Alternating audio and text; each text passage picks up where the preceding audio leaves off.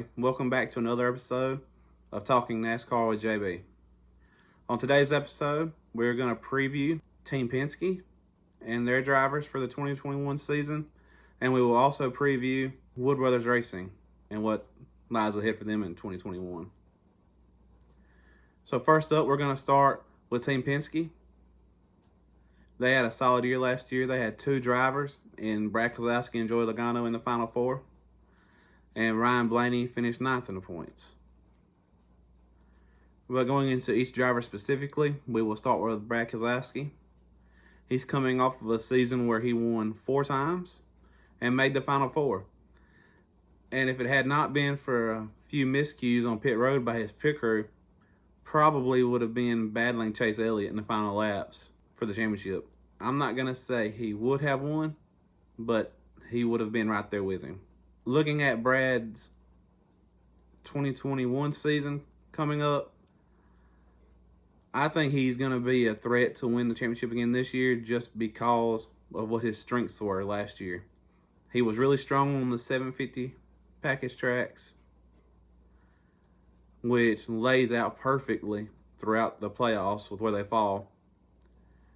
And on top of that, they added an extra race to Darlington, and so Darlington will have 2 races. And they're both now, starting this year, going to use the 750 package. So I believe that's going to give Brad a small advantage. And also, with the added road courses this year, they use the 750 package. And I believe that will help him have a strong 2021 season. And I do believe he will be a threat to make the Final Four in what possibly will wind up being his last season with Team Penske, as he is on a 1-year deal. Next is Joey Logano, driver the number 22. For Team Penske. Last year, he won 2 of the first 4 races before the pandemic. And when they came back, it was a real struggle for them. The team is good enough to where they was able to get top 10 finishes, but they were not battling for wins like you expect Joey Logano to do. He would wind up winning again in the playoffs at Kansas and would make it all the way to the Final Four, but he was not really a threat all day. He had the 3rd best car out of the 4 championship contenders. So he really was not a threat during the race. Looking ahead to 2021, him and Paul Wolfe, I hope they've made some gains, because if not, I believe it's going to be a lot similar to last year's results, because he did not prove that he could consistently run a front and battle for wins. Because if you go back and look at Phoenix and Las Vegas last year, he did not have the fastest car in either one of them races. Now, they won. He put himself in position to take advantage of other teams' miscues, but he did not win a single race last year with the best car. And probably did not have the best car in any race last year, except for possibly the Fall Talladega race. So they have a lot of work to be a serious contender this year. And I believe he'll win a race or 2 just because he and that team is good enough to put themselves in position to win, even when they are not the best team. Moving on to Ryan Blaney. He was able to win 1 race last year, and he finished 9th in the points. But if you look at the speed that team had for the first half of the year, last year was a real disappointment for Ryan Blaney. He very easily could have won 4 or 5 races.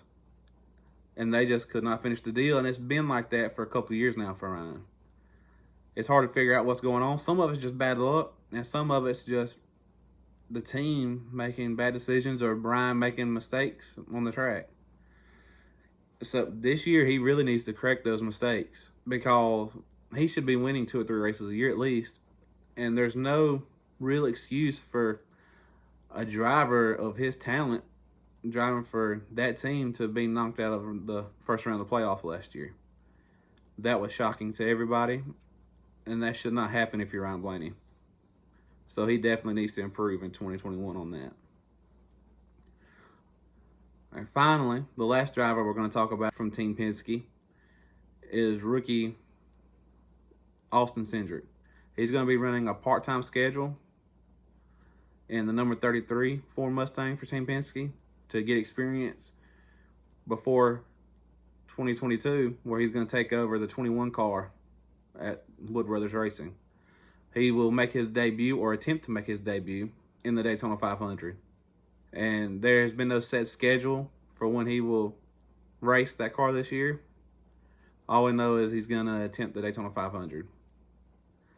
If they put Austin Cindric in that 33 car on a few of these new road courses, it would not surprise me for the rookie as a part-time driver to win a race and win his first career Cup race, because he is just that good on road courses, and he's proven it through the lower ranks of NASCAR, and especially in the Xfinity Series last year. And Austin will also be trying to defend his 2020 Xfinity Series championship this year. That concludes the Team Penske part of the video. So now we're going to talk about Matt DiBenedetto and Wood Brothers. Matt DiBenedetto, heading into this year, is in a odd spot, really. He already knows that he does not have that ride next year, because like we just said, Austin Cindric is going to replace him in the 21 car. So NASCAR's favorite underdog really has to win this year. He made a gutsy call on himself after the 2018 season to leave Go Fast Racing with no plans. And Levine Family Racing hired him to drive that 95 car in 2019. And he had a solid season, but nearly won the Bristol night race that year. And that was enough for the Wood Brothers to give Matt DiBenedetto a shot in the 21 car. And he did make the playoffs last year, but he did not win a race. He came close a couple times, especially at the fall Talladega race in October. But this year he can't come close. He's got to prove that he can finish the deal if he wants to get another opportunity to stay in competitive equipment in the series. I'm going to predict he will win at least one race in the regular season to make it into the playoffs. And I believe he will be consistent enough to make it out of the first round. So hopefully that will be enough for him to stay in the sport, because he deserves a shot to stay in the sport. He's got talent, and he's super fan-friendly. So I'm pulling for Matty D to have a good year. All right, guys, that's going to conclude today's episode. If you liked the video, hit that thumbs up button and subscribe. We'll see y'all later.